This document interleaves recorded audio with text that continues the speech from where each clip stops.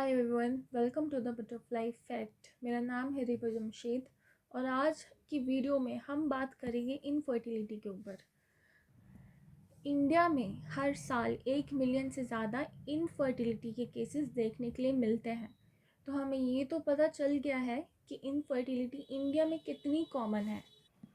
Infertility का मतलब है कि सपोज़ करो एक कपल है and they are living together और वो बेबी को कंसीव करना चाहते हैं पर वो पॉसिबल नहीं हो पा रहा है। उसके रीजंस कई सारे हो सकते हैं। कॉन्जेनाइटल मतलब जब एक बेबी मदर की वॉम्ब में होता है तब उसके जो सेक्स ऑर्गन्स है वो अच्छी तरह से डेवलप नहीं हो पाते हैं, या फिर उस पर्सन को कोई डिसीज़ हो गई है, या फिर वो कोई ड्रग्स लेता है जिसकी वजह से उसको इनफर्टिलिटी देखने मिल रही है। इम्यूनोलॉजिकल का मतलब है कि सपोज़ करो फीमेल के यूट्रस में कोई एंटी स्पर्म रिएक्शंस चल रही हैं जिसकी वजह से वो स्पर्म को सरवाइव करने नहीं दे रहा है। और इसके अलावा इसका जो सबसे बड़ा रीज़न हो सकता है वो साइकोलॉजिकल भी हो सकता है, क्योंकि आज के दौर में जो स्ट्रेस का लेवल है लोगों के अंदर, जो एनजाइटी है वो बहुत हद तक इंक्रीज़ हो चुकी है। ओके, तो हम किसी भी कपल को इनफर्टाइल कब कहेंगे? तो अगर कोई कपल 1 साल से ज़्यादा अगर उसको हो गया है ट्राई करते हुए और वो बेबी को कंसीव नहीं कर पा रहे हैं तो उस कपल को हम इनफर्टाइल बोल सकते हैं। अब इसके लिए भी कई सारे क्लिनिक्स हैं, कई सारे स्पेशल क्लिनिक्स हैं जिनको हम बोलते हैं इनफर्टाइल क्लिनिक्स, जो कि मदद करते हैं डायग्नोसिस में कि इसका रीज़न क्या है और ट्रीटमेंट में, ताकि वो कपल कंसीव कर पाए बेबी को। बेसिकली इनफर्टिलिटी क्लिनिक्स में कुछ ऐसे स्पेशलाइज्ड डॉक्टर्स प्रेजेंट होते हैं जो कि मेल और फीमेल को थॉरोली चेक करते हैं। फीमेल में उसका ओवुलेशन पैटर्न क्या है वो देखते हैं, या फिर उसका यूट्रस का चेकअप करते हैं। और मेल की बात करें तो मेल में वो स्पर्म की मोटिलिटी कैसी है वो उसको चेक करते हैं, उसका शेप और साइज़ कैसा है वो भी उसको चेक करते हैं। इनफैक्ट सबसे ज़्यादा इम्पॉर्टेंट चीज़ जो इनफर्टिलिटी में देखने मिलती है वो है कि infertility is not gender specific. मतलब इनफर्टिलिटी जेंडर स्पेसिफिक नहीं होती, क्योंकि उसका रीज़न कुछ भी हो सकता है और किसी में भी हो सकता है, ये कोई जेंडर स्पेसिफिक नहीं होती। इनफर्टिलिटी को ट्रीट करने के लिए जो भी टेक्निक्स डॉक्टर्स के द्वारा यूज़ की जाती हैं वो सारी टेक्निक्स आती हैं आर्ट में, मतलब असिस्टेड रिप्रोडक्टिव टेक्नोलॉजीज़ में।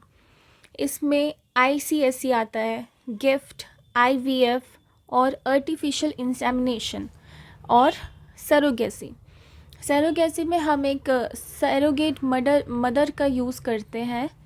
जो सरोगेट मदर होती है वो जो बेबी है उसकी बायोलॉजिकल मदर नहीं होती। इसमें सरोगेसी में जो मदर है उसका ओवम ले लिया जाता है और फादर का स्पर्म ले लिया जाता है और उन दोनों को फ्यूजन कराकर इसको सरोगेट मदर में ट्रांसफ़र कर दिया जाता है। अब आगे हम इन सब को एक एक करके पढ़ते हैं। इन विट्रो फर्टिलाइजेशन का मतलब है कि गैमीट्स का हम फ्यूजन करा रहे हैं बॉडी के आउटसाइड, मतलब आर्टिफिशियली हम उसका फ्यूज़न करा रहे हैं। अब ये कैसे होगा कि हम फीमेल का ओवम ले लेंगे, फीमेल गैमीट, और मेल का स्पर्म ले लेंगे, मेल गैमीट। उन दोनों को बिल्कुल ऐसा एटमॉस्फेयर देंगे जैसा कि वो यूट्रस में होता है और हम उसको लेबोरेटरी में उन दोनों का फ्यूजन करा देंगे। और फ्यूजन कराने के बाद जब वो एम्ब्रियो बन जाएगा तब उसको फीमेल के यूट्रस में ट्रांसफ़र कर दिया जाएगा। ये वाला जो प्रोसेस है वो बेसिकली उन फीमेल्स में होता है कि जो फीमेल्स फर्टिलाइजेशन करने में असक्षम होती है, ठीक है, पर इम्प्लांटेशन करने में वो सक्षम होती हैं, तो उन फीमेल्स में इन विट्रो फर्टिलाइजेशन हो सकता है। तो हमने देखा IVF मतलब इन विट्रो फर्टिलाइजेशन का मतलब होता है कि फर्टिलाइजेशन आउटसाइड द बॉडी। इसमें सबसे पहले हम पढ़ेंगे जिफ्ट के बारे में। तो अगर एक जाइगोट है और वो 8 ब्लास्टोमेयर से कम स्टेज में है तो उसको हम ट्रांसफ़र करेंगे फैलोपियन ट्यूब में। पर अगर जाइगोट 8 ब्लास्टोमेयर से ज़्यादा वाली स्टेज पर है तो हम उसको डायरेक्टली यूट्रस में ट्रांसफ़र कर देंगे।